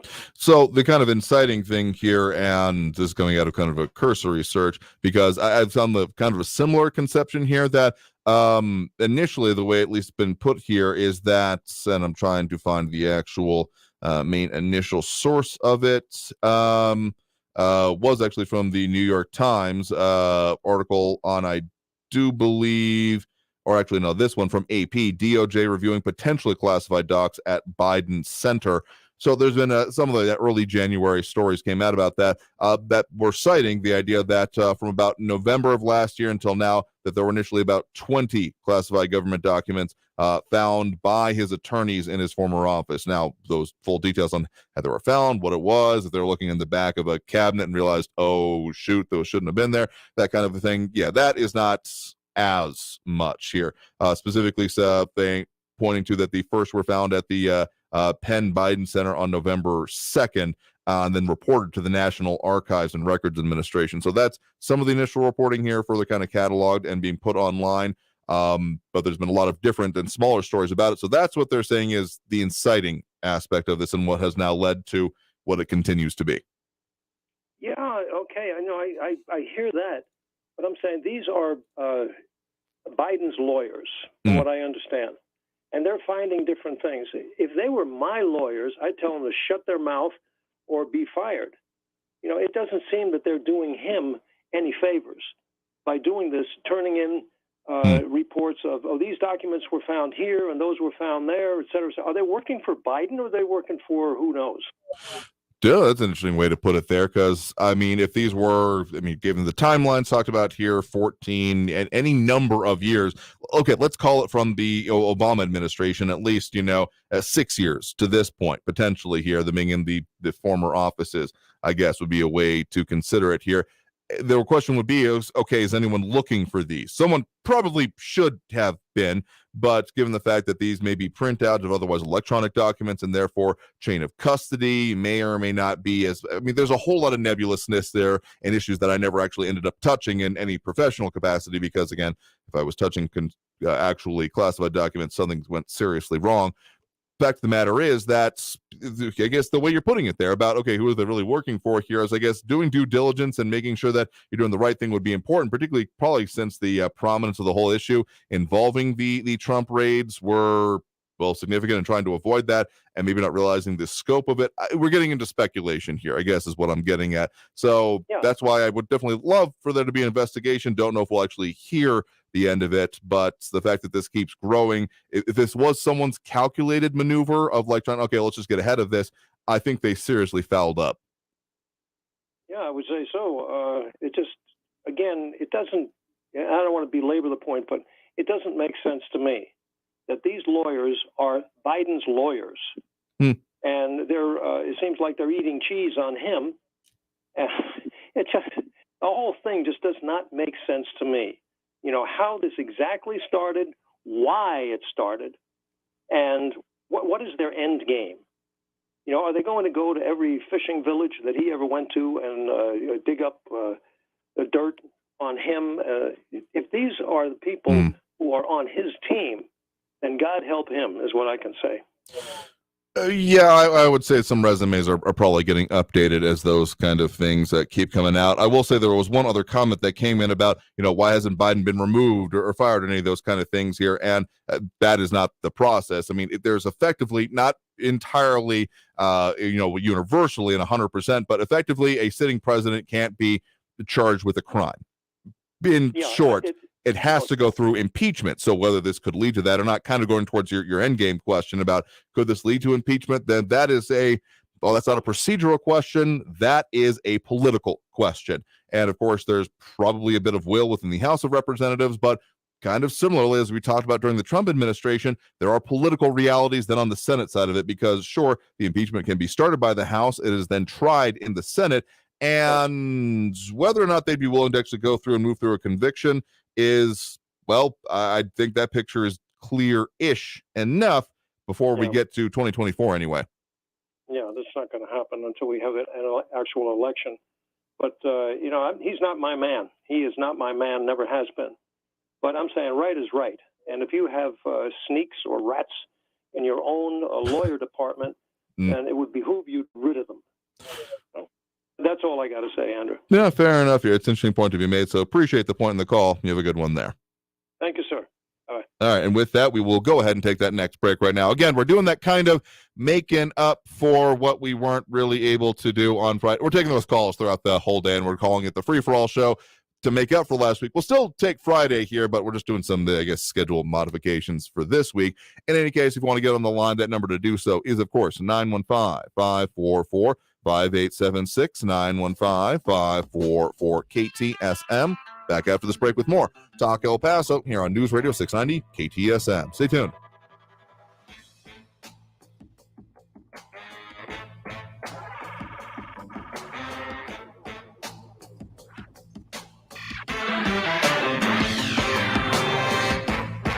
Traffic all day. News Radio 690. That earlier crash on the I-10 westbound at the 54 Patriots cleared. Just a minor backup there. A stalled truck still on the left shoulder, I-10 westbound at Reynolds exit. Slow traffic Montana eastbound from McRae to Zaragoza. It's a 10-minute delay. And the spur's starting to slow down. Liberty Expressway eastbound from the 54 out to the loop. It's a 5-minute delay. Kerry Edwards, El Paso traffic. Winning $1,000 incites all kinds of emotions. Are you kidding? No way. What to do with it is up to you. We're going to Key West. That's it. What are you, nuts? We're going to Atlantic City. Listen for your chance to win $1,000 with inflation compensation. Listen for your chance to win $1,000 every hour from 9 a.m. to 5 p.m. Enter the nationwide keyword at ktsmradio.com for your chance to win. Brought to you by Sunland Park, Chrysler Dodge Jeep Ram, where buying a car is fun. This report is sponsored by Red Pilled America. Are you tired of listening to stories that are saturated with wokeness? If you are, then you should try Red Pilled America. We tell good old-fashioned stories that align with middle America values. Listen to Red Pilled America anywhere you get podcasts. That's Red Pilled America. Hey, Texas, there are approximately 950,000 individuals in Texas living with a serious mental illness, which is an individual risk factor for severe COVID-19. If you or someone you know is living with a serious mental health condition, such as schizophrenia, major depressive disorder, or bipolar disorder, make sure they know where to go this holiday season to stay safe and healthy. Visit covidvaccine.texas.gov to find resources and location information for vaccine providers near you. Stay healthy, Texas. Attend the El Paso Gun Show this weekend, January 28th and 29th at the Forum Ballroom, 3800 Maddox, El Paso, Texas. See dealers selling the finest in modern guns, custom knives, ammo, scopes, rifles, shotguns, and much more. Buy, sell, and trade at the El Paso Gun Show this weekend, January 28th and 29th at the Forum Ballroom, 3800 Maddox, El Paso, Texas. Get $2 off admission. For more information, go to azgunradio.com. My son Finn was born with congenital heart disease and spent the first 8 months of his life in the hospital. Starlight Children's Foundation has played an important role in our lives. For 5 weeks as a baby, Finn lived in a Starlight Hero wagon instead of having to sleep in a hospital bed. Starlight provides moments of joy for families like mine at a time where there's very little to be found. Learn more about how Starlight brightens the lives of sick kids by visiting starlight.org today. For everything your business needs to make this year your year, Staples has you covered. I need to organize all my papers and files from last year and the year before that. Staples has you covered. I need to clear clutter from my office and my home office and my home. Staples has you covered with everything you need to get organized this year at amazing savings. Right now at Staples, get up to 50% off select file folders, file cabinets, file boxes, and storage bins. Make this year your year at Staples, the working and learning store. Ends 128 in store only. News Radio 690 KTSM. Live from the KTSM AM 690 studios, it's Talk El Paso with Andrew J. Polk. To be a part of the show, call 915-544-KTSM or follow on Facebook at facebook.com/Talk El Paso. Now here's your host, Andrew J. Polk. Thank you all so very much for joining us here for Talk El Paso, airing live on News Radio 690 KTSM. I'm your host, Andrew J. Polk. Thank you for tuning in, however you may be doing so, be it on air, online, live streaming through the free and reliable iHeartRadio app, or joining us over on the various social media pages. We are up on these days, facebook.com/Talk El Paso, the Talk El Paso channel over on YouTube, Twitter at Talk El Paso, or twitch.tv, Andrew J. Polk. A lot of conversation we're having on today, particularly since this is basically a free-for-all show to make up for the end of last week. Don't worry, we'll still keep the Fridays semi-sacred as we do. But in the meantime, we're taking those phone calls, getting on to those comments and such. So if you want to call in, that number to do so is 915-544-5876, 544-KTSM. Call that came in over the break, actually, was about what one caller had heard about is other discussions, I guess, about the whole declassification thing. And the thing is that, yeah, absolutely a president can, but a smaller, more minor note that's been getting put out there is that during the Obama administration, it was further expanded because, okay, so the reason the president, essentially, in a nutshell, there are, of course, going to be finer points here, but effectively the reason that the president can declassify documents is that the classification happens by the executive branch of our three-branch system of government. And therefore, as the head of the executive branch, I mean, the way it's been put to me, particularly, I remember a particular incident when Donald Trump, when he was in the White House, was talking with some Russian diplomat, official, etc., and it said something that had been considered classified, and the question was, wait, did you just share secret information? But no, by saying it out loud, he has declassified it in that case here because they're his documents to declassify, essentially, is what it comes down to. Now, again, I still argue that doesn't mean that power is absolute, or at the very least wouldn't come with a hell of a lot of questions depending on the scope of it here. But what was actually brought up, and so does bear out, I'd heard about this, but I hadn't looked it up specifically, that it actually was an executive order by under President Obama in 2009 that gave the vice president at that time the authority to declassify documents as vice president. So, I mean, it was an executive order, not a law. And so some of the questions do, of course, come up about, the time frame of it and where they actually, I mean, the same things that come up, frankly, in the Trump situation, to my mind, of, okay, did they actually go through declassifying it, or do they, do the whole, I declare bankruptcy, I declare declassification into like an empty or semi-occupied room? Because at the very least, you would think there would be some kind of process, or probably should be some kind of process. Anyway, so this is still why I'm even with questions like this and things about there being able to do so here. The vice president included a list of original classification authorities, quote unquote, quoting directly from the USA Today from earlier this month. So there could be, but again, this is why I would absolutely be in favor of further investigation, because again, what is technically allowable and what is, not without impropriety to it, basically is another question there. Let's get back to those phone lines here now. We do have more callers on the line. We do have Marco in Central on the line with us right now. Marco, thanks for joining us. How's it going, Andrew? Doing all right there, Marco. What's on your mind? Yeah. Don't you know that 2 + 2 = 5, that's true? Not the last time I checked. Yeah. Well, let me tell you, don't you know that 20 million people died on January 6th? Little nuclear missiles were being launched all over the place. I don't know if you knew that. So you better get your facts straight, mister. That would be news to me, certainly. But here, let's talk about reality. The FDIC. The FDIC had a round table And they were talking, quite frankly, I was amazed how frank they were talking and how the FDIC doesn't even have a fraction of what it needs to cover in case there was a bank run. Quite frankly, people they'd have their money stolen. I think it passes by people every day. They probably have more faith in the banks than they do in the government. And that's kind of laughable. I wouldn't trust the bank as far as I could throw it. Now, I bank at probably one of the better banks. And I will say, for Jamie Dimon's part at Chase, he's resisted a lot of the craziness, especially with ESG. But let's hope that resistance can stay here for much longer. Mm-hmm.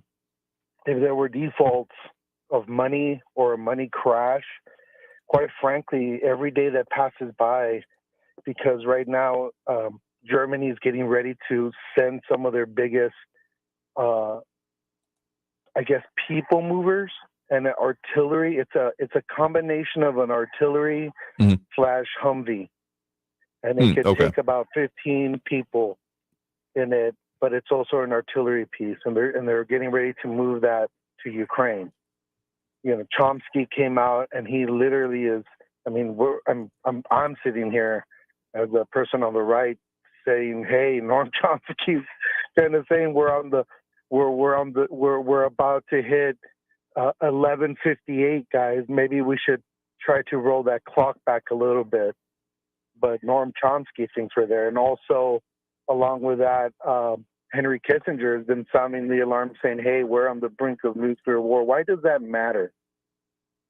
Well, if you look at the scope of things, unfortunately, people only how do I want to say this?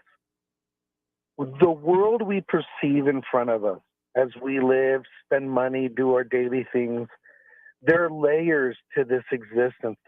People are doing things in your name that you don't even realize sometimes. And so right now, I can tell you this, people are happy that China's about to reopen, right? Because now they're like, oh, well, look, the stock market's happy and stuff. I want people to realize this. The days of America being the world reserve currency is over. The reason I say that is because the reason America and most of the European countries are happy is because BRICS, which is in many ways the brand new world reserve currency, is gonna support the world. And so you'll slowly, you're not gonna hear it.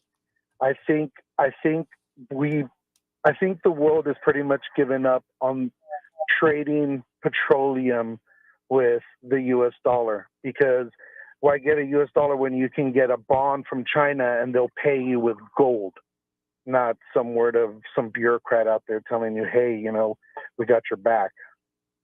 And so my concern is this, real quick, and I'll leave you with this. We talk about declassification and, oh my God, look, if people don't realize, dude, Joe Biden was vice president and is senator. He had no business with those papers, period. Donald Trump, you found those papers at Mar-a-Lago. Well, we all know what was there. Like they asked him to make it more secure. He did. He's the president. He can declassify whatever he wants. This is all of this stuff is gonna go to the Supreme Court, and in the end, they gave it to Obama. They're gonna give it to Trump because they don't want to impede on the executive, and they want to really keep separation of powers.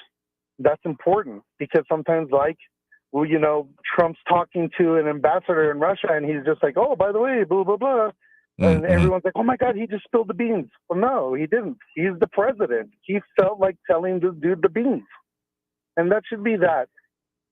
Frankie, I like the guy. I listen to him sometimes. I don't know about more taxes, that could sometimes be bad, but oh man, come on, bro. Like, you gotta relax with the Trump thing. I'd like to have dinner with Raul one day, but I think the conversation would just be Trump's dumb and right wingers are evil, and well, that's pretty much what I think would happen.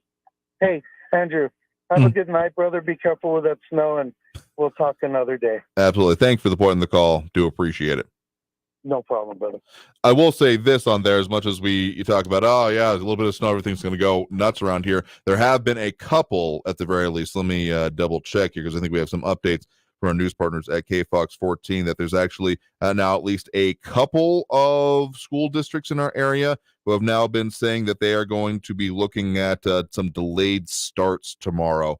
So that's a thing, and that's going on. So let me double check that. Tell you what, we're going to go ahead and take that next break right now. Coming out of this break, I'll come back with that answer for you, so y'all can be informed about what's going on. Because we got some coldness coming, and whether or not that leads to people not knowing what to do on the roads any more than usual. Yeah, we'll talk more about that. So stay tuned. More Talk El Paso after this break. Here, more comments coming in. We got a lot of comments and a lot of things that we're delving into as our backup Free-for-All Friday. It's definitely our free-for-all show and our open line show. So stay tuned. More Talk El Paso after that break. Don't forget the phone number, 915-544-5876, 915-544-KTSM. Back after this break with more Talk El Paso here on News Radio 690 KTSM. Stay tuned.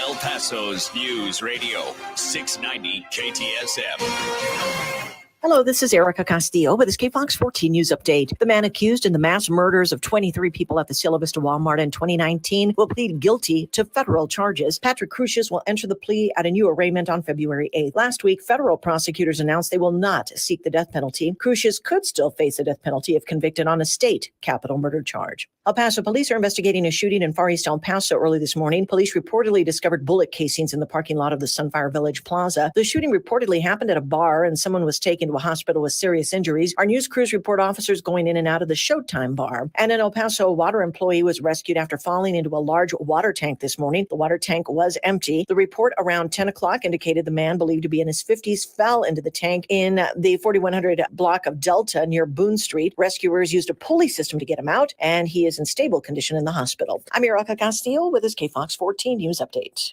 News Radio 690. Traffic all day.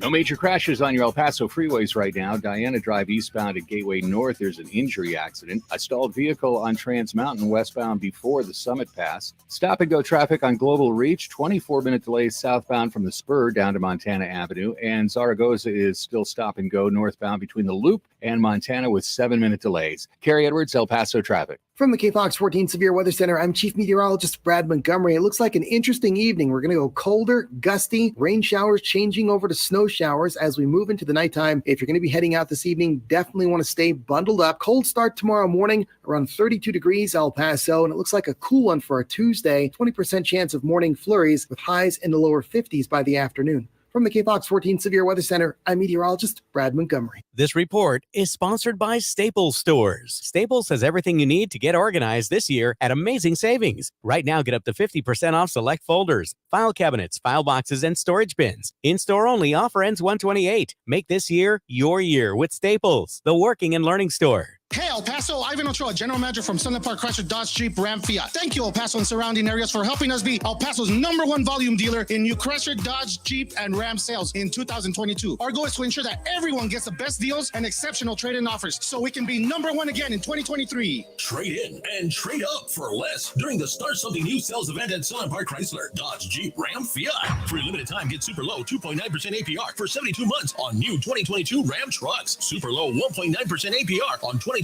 Jeep Grand Cherokees and get $3,000 off MSRP.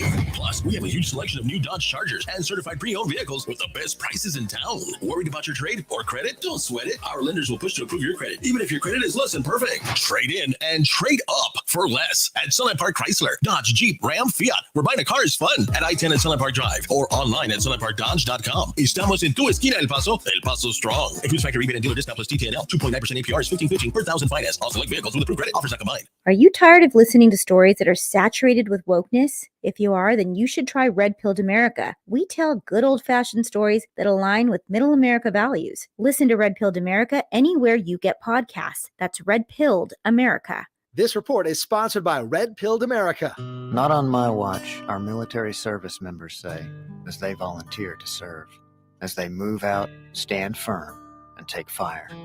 So not on our watch, we say, to the severely ill or injured veterans who can't get the care they deserve to live full and independent lives. Even when there's no government funding, or a nursing home seems like the only option, we won't leave one warrior behind.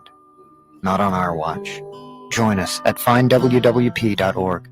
News Radio 690 KTSM El Paso. Live from the KTSM AM 690 studios, it's Talk El Paso with Andrew J. Polk. To be a part of the show, call 915-544-KTSM or follow on Facebook at facebook.com/Talk El Paso. Now here's your host, Andrew J. Polk.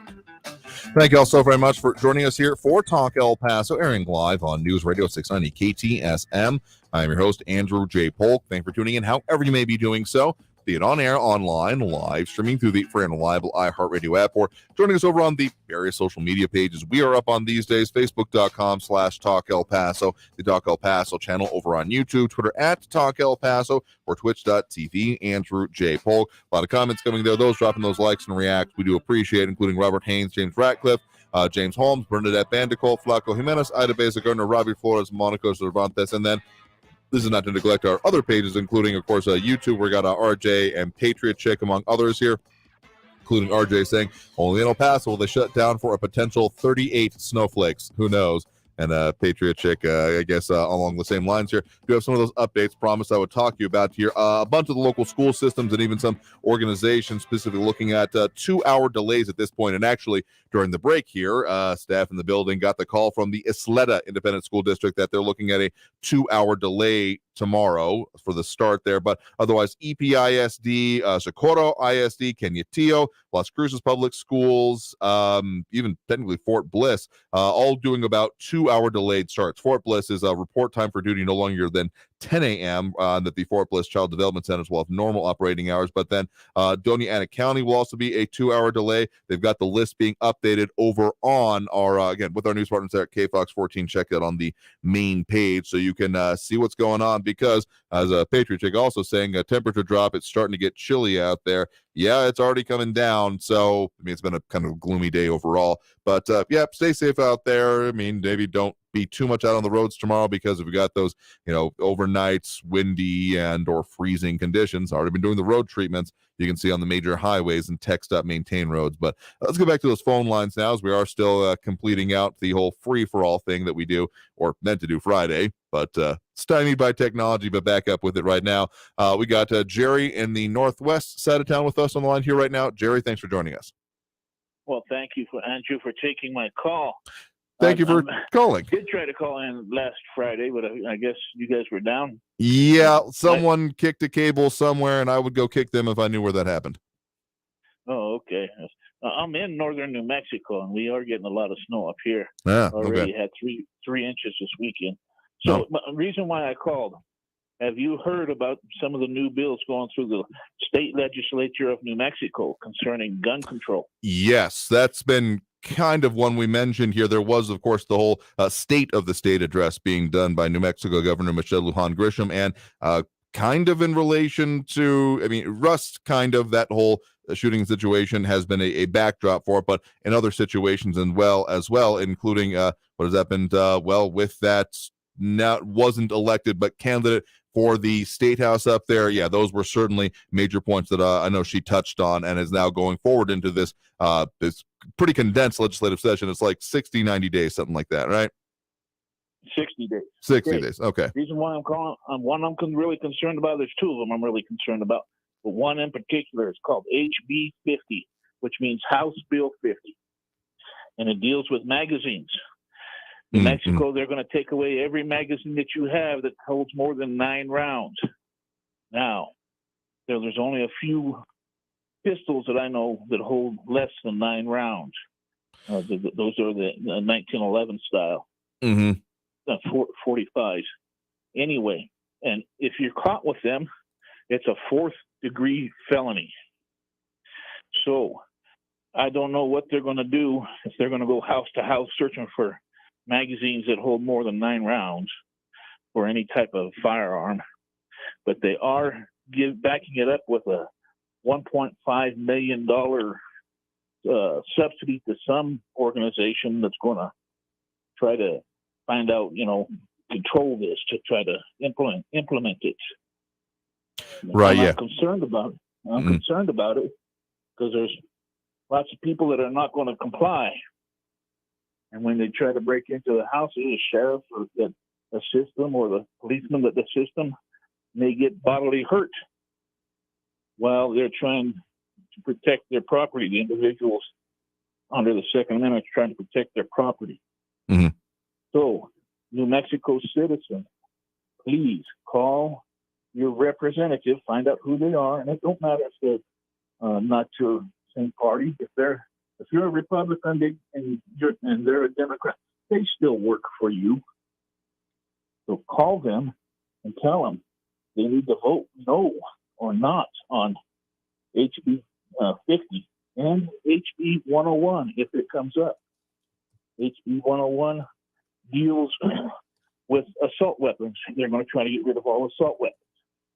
And what they're saying in there on both HB 50 and HB 101, if you have a magazine that holds more than 9 rounds, you have to destroy it, turn it into an FFL licensed carrier, or take it out of the state. If you have an assault weapon under HB 101, you have to also destroy it, take it to an FFL licensed dealer, or take it out of the state.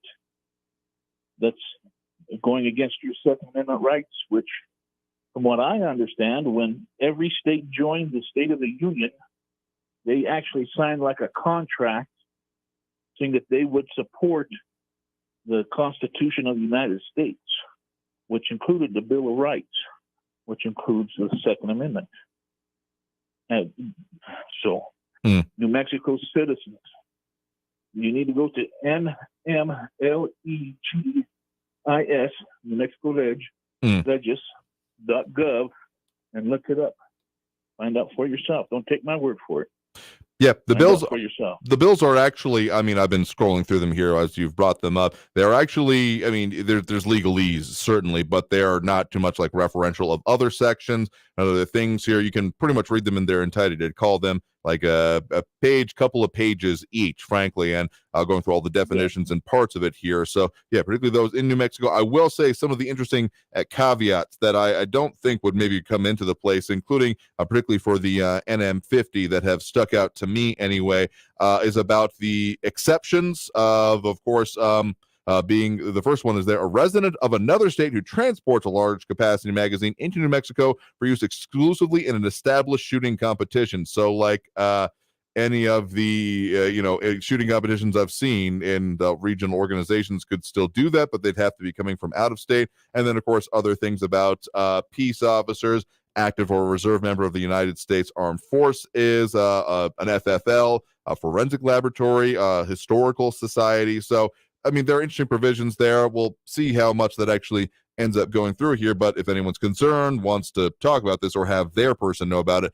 they certainly should take the time to look it up. Honestly, you just put it into Google, the NMHB 50 or 101, and then make sure you specify 2023, and they come right up there. And yeah, NMLEGIS.gov is the main site that they are on. Yes. And New Mexico citizens, it's your Second Amendment rights you're going to lose if you don't act. It's up to you. Get on the phone. It take you, 2 minutes? Call your rep or your senator, and tell them, hey, vote no. And remember, in this case, you're talking about the state house representative. So not some of the people we had interviewed on our recent programs here towards the end of the year. When it came to the elections, we were focusing on the federal ones, but this is for the state house. So the state of New Mexico. So look for your state senator and state representative if you're wanting to talk to them about this. Yes, exactly. And that's under that NMLEGIS.gov website. Yep. You put in your county, and they'll bring it up. Absolutely. So, forewarned, forearmed, know what's going on, and be involved with it if it concerns you. We'll always and forever end up supporting that. Yes, sir. You have a good day. All right, sure Thank thing. you. Thanks for the point in the call. You have a good one there. Yeah. All right. And with that, we're getting close to the end of this program here. I think we're going to go ahead and take that next break right now. Tell you what we got coming up for you on the show here and kind of close it out, which has been a very interesting start to the week after a very interesting, surprising, frustrating end of the last week. But stay tuned. More Talk El Paso after this break here on News Radio 690 KTSM. I am your host, Andrew J. Polk. Yeah, a lot more to come here, so don't go anywhere. Back in a minute.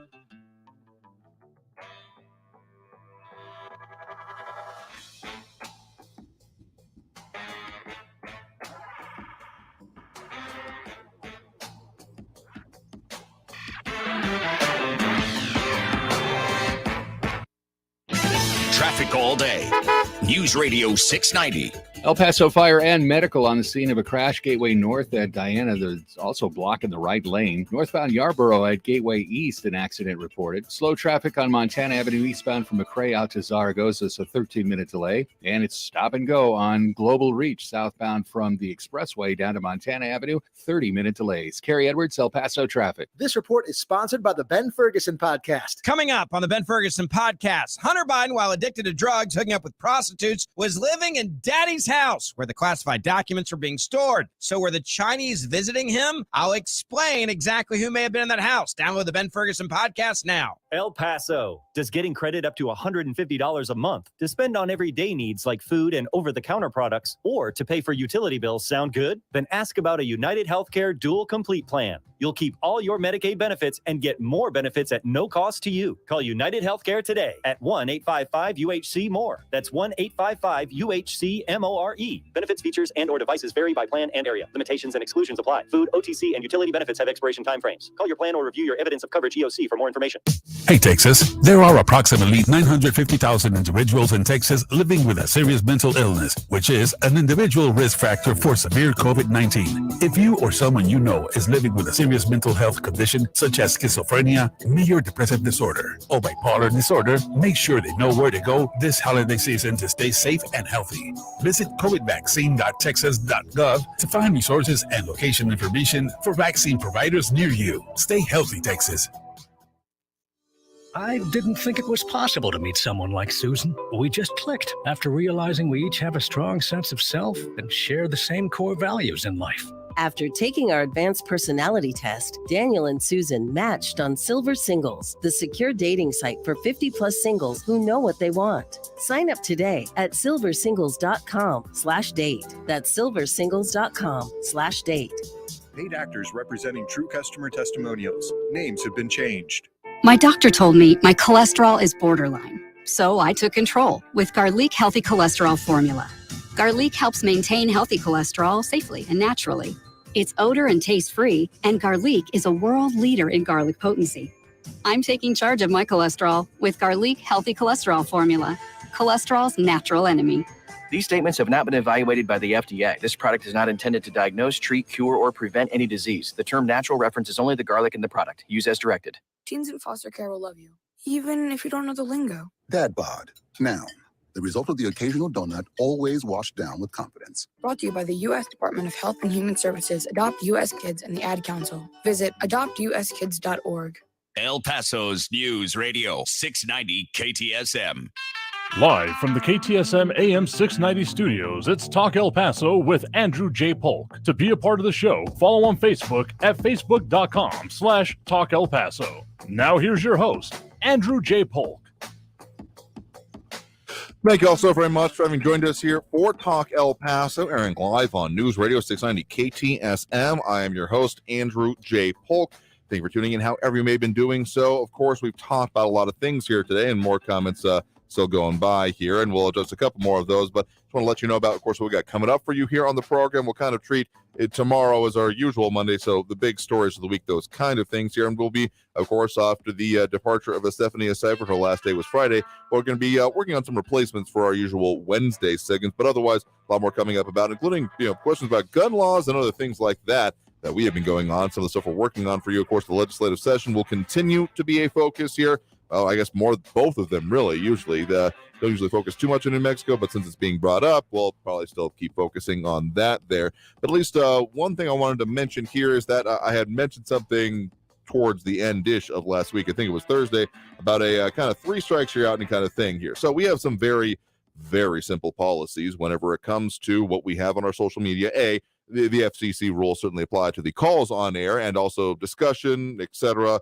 Like if you actually wanted to talk with me, we can talk. But if you're wanting to just kind of scream back and forth, we don't really do that. And so when it comes to our online policies, essentially, if we're going to have to end up muting or removing someone's comments for being trolling or literally violating our policies, particularly when it comes to profanity, threats, etc., in those kind of ways, if that happens more than a couple of times, 3 times to be exact, we're going to remove that person entirely from the page here. Banned. We haven't had to do this more than once before, but apparently it has bared reiterating because, simply put, if you don't want to talk about the things, if you want to not actually discuss things, you just want to beat up on people that you disagree with, you're not going to be there anymore. Plain and simple. We are here to be a discussion. And questions even came up about, why is someone asking Andrew about this? Like, it's to have a discussion. So if you're literally unclear on the concept, you are going to be not there anymore. Plain and simple. So we've had to do that a couple of times in recent days here. So some people are on notice about this. And if it is going to continue, well, we're going to do the things that we do, which is talk about the things that affect us in the borderland and, of course, today, beyond, and as we usually do on Fridays. But it's been a weird week, month, year, decade, etc. But in any case, we got a lot more that we'll be getting to here. So stay tuned for some more of our segments. We might be introducing, essentially what we're working on the back end, is some more theme segments on a weekly basis on other subjects, other topics with different interviews. But, of course, still bringing you our interviews with different guests and such. So that is so much to say that we got a lot in store for you. We're looking very much to the start of 2023 and also the possibility of maybe even some more podcasts coming on even when we're off air or conglomerating some of what we're doing on air. So it's an exciting time to be doing this and to be talking about the things that affect us here in the borderland. And I do appreciate each and every one that does contribute positively, or at least tries to the conversation here, because talking about the things that affect us here in the borderland and beyond is about the only way we're going to make this actually work. Because if we're thinking that we are going to just be, well, able to muddle our way through this without any conversation, I'd say gesture broadly at what's going on and see how well that's been working out for us so far. So in any case, that'll do it for us for today. I've been your host, Andrew J. Polk. Seriously, do appreciate everyone, whether you tuned in, called in, commented, however it worked for you, whatever works best for you. We'll keep doing it again tomorrow, as we do every Monday through Friday, 4 to 6 p.m. So until then, until next time, stay safe out there. Look twice for motorcycles when out on the road, and have a great evening, y'all. We'll see you tomorrow.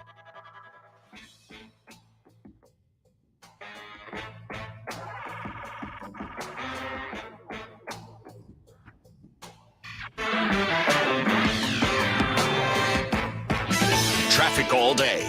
News Radio 690. El Paso Fire and Medical on the scene of a crash. Gateway North at Diana, that's also blocking the right lane. Northbound Yarborough at Gateway East, an accident reported. Slow traffic on Montana Avenue eastbound from McRae out to Zaragoza, so 13-minute delay. And it's stop and go.